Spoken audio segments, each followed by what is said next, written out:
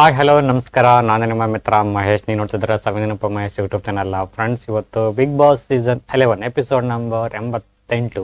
ಈ ಒಂದು ಎಪಿಸೋಡ್ ಬಗ್ಗೆ ತುಂಬಾನೇ ಒಂದು ಚರ್ಚೆ ಮಾಡ್ಕೊಂತ ಹೋಗೋಣ. ಬಹಳಷ್ಟು ವಿಷಯಗಳು ಮಾತಾಡ್ಕೊಂತ ಹೋಗೋಣ.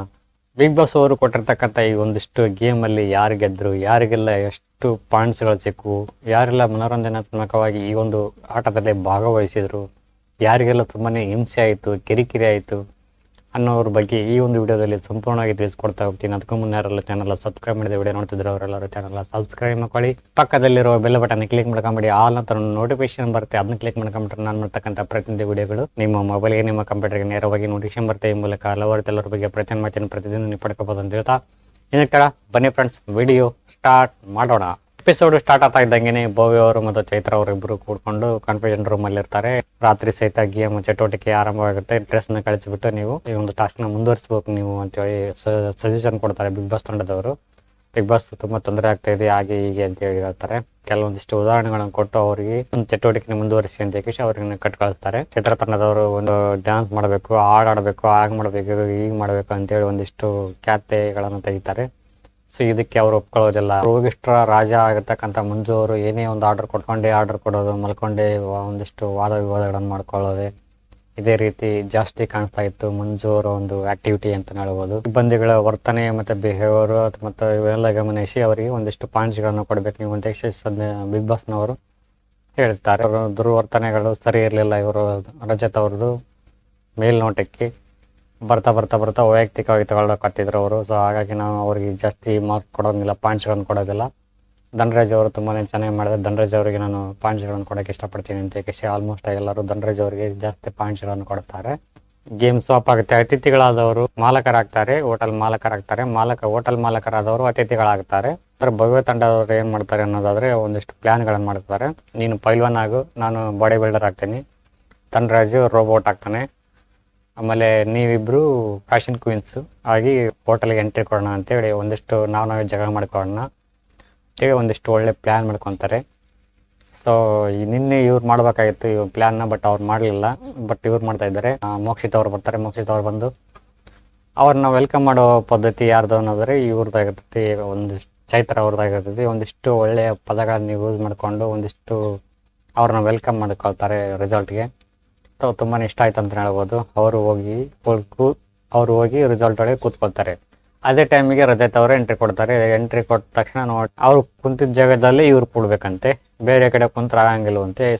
ಮುಗಿತ ನಾನು ಬಿಡಂಗಿಲ್ಲ ಜಾಗ ಅಂತೇಳಿ ಆ ಹೆಣ್ಮಗಳು ನಾನು ಬಿಡಂಗಿಲ್ಲ ಜಾಗ ಅಂತ ಈ ಗಂಡ್ಮಗ ಒಟ್ಟಿನಲ್ಲಿ ಜಗಳ ಮಾಡಿದ್ರು ಸಿಕ್ಕಾಪಟ್ಟೆ ಜಗಳ ಮಾಡಿದ್ರು ಇಬ್ರು ಕೊಡ್ಕೊಂಡು. ಮುಗಿಸತ್ತವ್ರು ಏನ್ರಿ ಅರ್ಥ ಆಯ್ತಾ ಹಂಗೆ ಹಿಂಗೆ ಅಂತೇಳಿ ಇವರಿಬ್ರು ಜಗಳ ಮಾಡ್ತಿರ್ಬೇಕಾದ್ರೆ ಸೋಡಾ ಬುಡ್ಡಿ ಅಂದ್ರೆ ತ್ರಿವಿಕ್ರಮ್ ಅವರು ಕಣ್ ಮಾಡ್ಕೊಂಡು ಬಂದಿರ್ತಾರೆ. ಇದನ್ನ ನೋಡ್ಬಿಡ್ತಾರೆ ರಜತ್ ಅವರು, ಸೋಡಾ ಬಡ್ಡಿ ಎಂತಕ್ಕೆ ಕಿತ್ಲೆ ಮಾಡಿಬಿಡ್ತಾರೆ. ವಿಕ್ರಮ್ ಅವ್ರಿಗೂ ಇವ್ರಿಗೆ ಜಗಳ, ಬೋಡ ಅಂತ ಇವರು, ಸೋಡಾ ಬಡ್ಡಿ ಅಂತ ಇವರು, ಸಿಕ್ಕಾಪಟ್ಟೆ ಇವರಿಬ್ಬರು ನಡುವೆ ಜಗಳ. ಅದನ್ನ ಕಿತ್ತಾಕ ಅದನ್ನ ಮಾಡೋದು ಅಂತ ಹೇಳಿ ಜಗಳ ಮಾಡ್ತಿರ್ಬೇಕಾದ್ರೆ ಸಡನ್ಲಿ ಎಂಟ್ರಿ ಕೊಟ್ಟಿದ್ದು ರೋಬೋಟ್ ಧನರಾಜ್ ಅವರು. ಇವ್ರೊಟ್ಟಿಗೆ ಅಂತ ಜಗಳ ಮಾಡಿದ್ರು. ಧನರಾಜ್ ಅವರು ಏನು ಹಂಗೆ ಹೊಡೆದು ಬಿಡ್ತಾರೆ ಬಿಡಪ್ಪ ಅನ್ನೋ ರೀತಿ ಫೈಟಿಂಗ್ ಡೂಪ್ ಫೈಟ್ ನಡೀತು ಇವರಿಬ್ಬರು ನಡುವೆ. ಅವರು ಹೊಡೆಯೋದಂತೆ, ಇವರು ಡೂಪ್ ಅಂತ ಬೀಳೋದಂತೆ, ಹಂಗೆ ಸಿಕ್ಕಾಪಟ್ಟೆ ಎಂಜಾಯ್ಮೆಂಟ್ ಮಾಡಿದೆ ನಾನು ಅಂತ ಈ ಒಂದು ಸನ್ನಿವೇಶನ. ಏನೋ ಪೈಲ್ವಾನ್ ರಂಗಣ್ಣ ಒಳ್ಳೆ ಮಂಗಣ್ಣ ಆಡ್ದಂಗೆ ಆಡ್ತಾವನೆ, ರಂಗಣ್ಣ ಅಂತೇಳಿ ಒಂದು ಪಂಚಿಂಗ್ ಡೈಲಾಗ್ ಹೇಳ್ತಾರೆ ರಾಜ್ ಅವರು. ಸೂಪರ್ ಆಗಿತ್ತು ಅಂತ ಹೇಳ್ಬೋದು.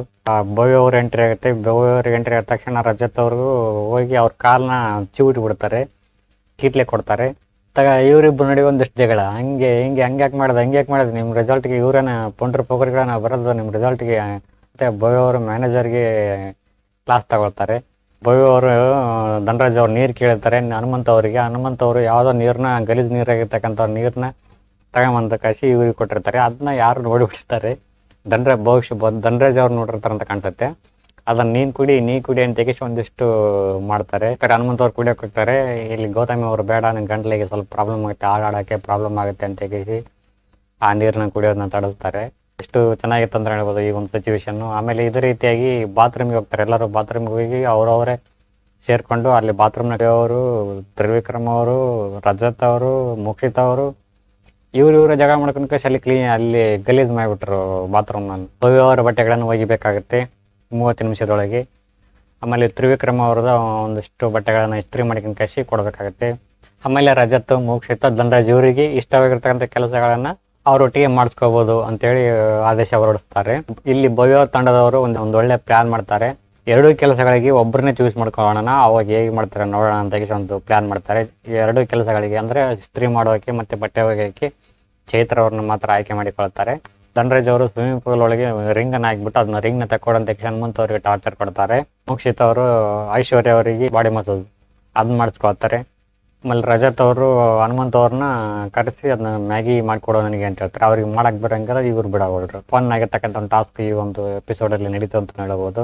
ಭವ್ಯ ಅವರ ಒಂದು ಗೇಮ್ ಏನಿತ್ತು ಸ್ವಪಾದಂಗಿಂದ ಹಿಡಿದು ಚೈತ್ರ ಅವ್ರ ತಂಡದವರು ಒಂದಿಷ್ಟು ಬೇಜಾರು ಮಾಡ್ಕೊಳ್ದೇನೆ, ಹನುಮಂತ ಅವ್ರನ್ನ ಹೊರತುಪಡಿಸಿ ಒಂದಿಷ್ಟು ಬೇಜಾರು ಮಾಡ್ಕೊಳ್ದೇನೆ ಅತಿಥಿಗಳು ಹೇಳಿಕೊಟ್ಟಿರ್ತಕ್ಕಂಥ ಕೆಲಸಗಳನ್ನು ಅಚ್ಚುಕಟ್ಟಾಗಿ ನೀಟಾಗಿ ಮಾಡಿದ್ರು ಅಂತ ಹೇಳ್ಬೋದು. ಒಂದಿಷ್ಟು ಕೋಪ ಮಾಡಿಕೊಳ್ದೇನೆ, ಒಬ್ಬರು ಬೇರೆಯವ್ರ ಬಗ್ಗೆ ಹೆಚ್ಚು ಆಸಕ್ತಿ ತೋರಿಸಿದ್ದೇನೆ, ಹೆಚ್ಚು ಟ್ರಿಗರ್ ಆಗಿದ್ದೇನೆ, ಹೆಚ್ಚು ಕೋಪ ಮಾಡಿಕೊಳ್ದೇನೆ ಅವ್ರ ಬಗ್ಗೆನೇ ಶಾಂತವಾಗಿ ಒಂದಿಷ್ಟು ಈ ಒಂದು ಚಟುವಟಿಕೆ ಸಂಪೂರ್ಣಗೊಳಿಸಿದ್ರು ಅಂತ ಹೇಳ್ಬೋದು. ಅಷ್ಟು ಇವ್ರು ಮಾಡಿದಂಥ ಟ್ರಿಗರ್ಗೆ ಹೆಂಗೆಲ್ಲೋ ಮಾಡ್ಬೋದಿತ್ತು, ಜಗಳ ಹೆಂಗೆಂಗೋ ಆಗ್ಬೋದಿತ್ತು, ಅತಿರೇಕಕ್ಕೆ ಹೋಗ್ಬೋದಾಗಿತ್ತು. ಬಟ್ ಅವರು ಹಾಗೆ ಮಾಡಿಕೊಳ್ಳಲಿಲ್ಲ. ಎಷ್ಟು ಸಮಾಧಾನವಾಗಿದ್ದರು ಅಂತಂದರೆ ತುಂಬಾ ಕಾಮಾಗಿ ಕಂಪೋಸ್ ಆಗಿದ್ದರು ಅಂತ ಹೇಳ್ಬೋದು ಚೈತ್ರ ತಂಡದವರೆಲ್ಲರೂ. ಭೈವ ತಂಡದವರು ಅಲ್ಟಿಮೇಟ್ಲಿ ತುಂಬ ಸೂಪರಾಗಿ ಮಾಡಿದ್ರು ಅಂತ ಹೇಳ್ಬೋದು. ಪ್ಲ್ಯಾನ್ ಹಾಕ್ಕೊಂಡ್ಬಂದು ಒಂದು ಗೇಮ್ನ ಚಟುವಟಿಕೆಯನ್ನು ಯಶಸ್ವಿಗೊಳಿಸೋದ್ರಲ್ಲಿ ತುಂಬಾ ಒಂದು ಮಹತ್ವವಾಗಿರ್ತಕ್ಕಂಥ ಪಾತ್ರ ವಹಿಸಿದ್ರು ಅಂತ ಹೇಳ್ಬೋದು. ಕೆಲವೊಬ್ರು ಕೆಲಸಗಳು ಮಾಡೋಕ್ಕಾಗಲಿಲ್ಲ, ಸ್ತ್ರೀ ಮಾಡೋಕ್ಕಾಗಲಿಲ್ಲ. ಕೆಲವೊಬ್ಬರು ಸದಸ್ಯರುಗಳು ಬ್ಯುಸಿ ಇದ್ದ ಕಾರಣ ಆ ಒಂದು ಕೆಲಸ ಸಂಪೂರ್ಣವಾಗಿ ಆಗಲಿಲ್ಲ. ಸೊ ಹಾಗಾಗಿ ಚೈತ್ರ ಅವರಿಗೆ ಕೊಡ್ತಕ್ಕಂಥ ಸ್ಟಾರ್ಗಳು ಭವ್ಯ ಅವರು ಎಷ್ಟು ಅಂತಂದರೆ 4 ಸ್ಟಾರ್ಗಳನ್ನು ಕೊಟ್ಟರು ಅಂತ ಹೇಳ್ಬೋದು. ನನ್ನ ಪ್ರಕಾರ 5 ಕೊಡ್ಬೋದಿತ್ತು. ಸ್ವೀಕರಿಸುವಿಕೆ ಏನಿದೆ ಅದನ್ನ ಚಪ್ಪಾಳೆ ಮೂಲಕ ಸ್ವೀಕರಿಸಿಕೊಂಡು ಶಾಂತ ರೀತಿಯಿಂದ ಅಲ್ಲಿ ಸಹಿತ ಒಳ್ಳೆ ರೀತಿ ಬಿಹೇವ್ ಮಾಡಿದ್ರು ಚೈತ್ರ ಅವರು ಅಂತ ಹೇಳ್ಬೋದು. ಸೊ ನೋಡೋಣ ಮುಂದಿನ ದಿನಗಳಲ್ಲಿ ಹೇಗೆ ಈ ಒಂದು ಗೇಮ್ ಟಾಸ್ಕ್ ಮುಂದುವರಿಯುತ್ತೆ ಅನ್ನೋದನ್ನು ಕಾದು ನೋಡೋಣ. ಅಲ್ಲಿ ಸಗಾಯಿಸಿದಾಗಿತ್ತು ವಿಡಿಯೋ ಇಷ್ಟ ಲೈಕ್ ಮಾಡಿ, ಕಾಮೆಂಟ್ ಮಾಡಿ, ಶೇರ್ ಮಾಡಿ ಅಂತ ಹೇಳ್ತಾ ಥ್ಯಾಂಕ್ ಯು. ಬಾಯ್.